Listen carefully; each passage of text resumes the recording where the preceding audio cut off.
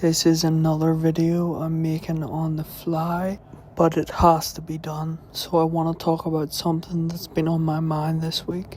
What's up YouTube? It's Ben, and this video is about building courage and taking the leap. This is quite topical for me at the minute because I've moved to a new city on the other side of the world.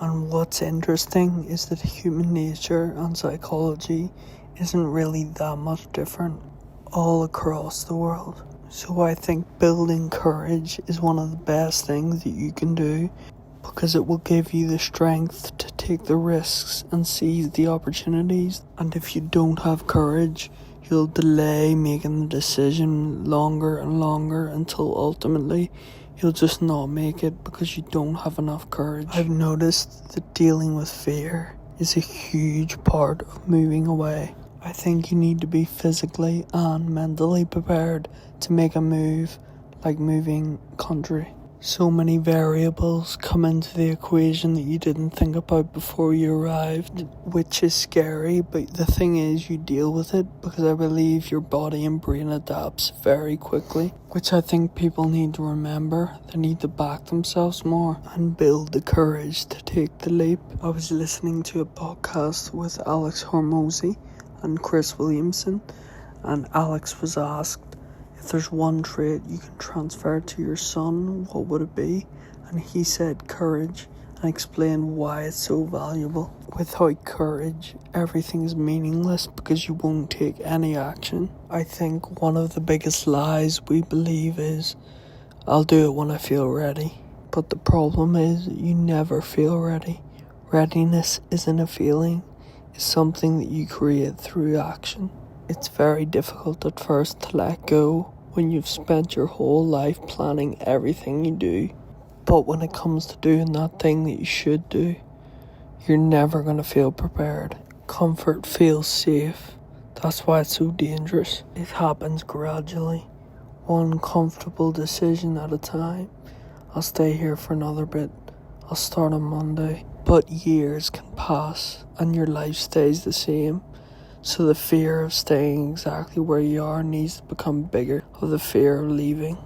Looking back, would you rather fail trying or always wonder what would have happened? And for me, the answer is obvious.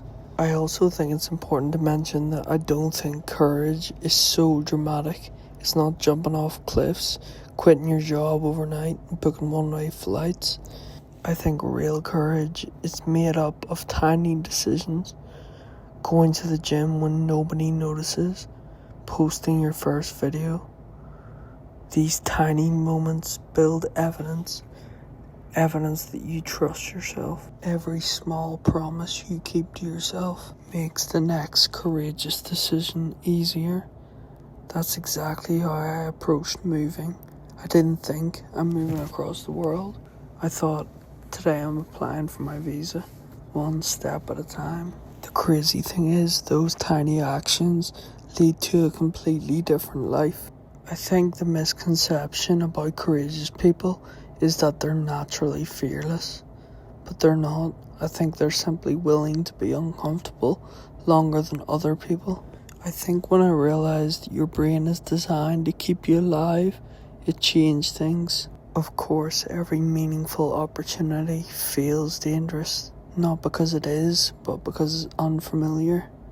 Your brain can't tell the difference between uncertainty and what's actual danger. But once you've made the courageous decision, you need to focus on changing your identity. That's why before I arrived in Melbourne, the move had actually already happened in my head. I started acting like someone who was building a new life. I've realized how important identity really is because you will always act in alignment with who you think you really are. There's no cheating it. And to end this video, moving to Melbourne hasn't solved everything. It still requires managing my emotions and mental health. But what makes the leap worth it is that I'm figuring things out as I go along, which means that I'm learning valuable skills.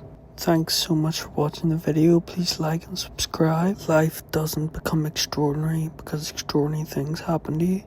It becomes extraordinary because you're the kind of person willing to take extraordinary risks.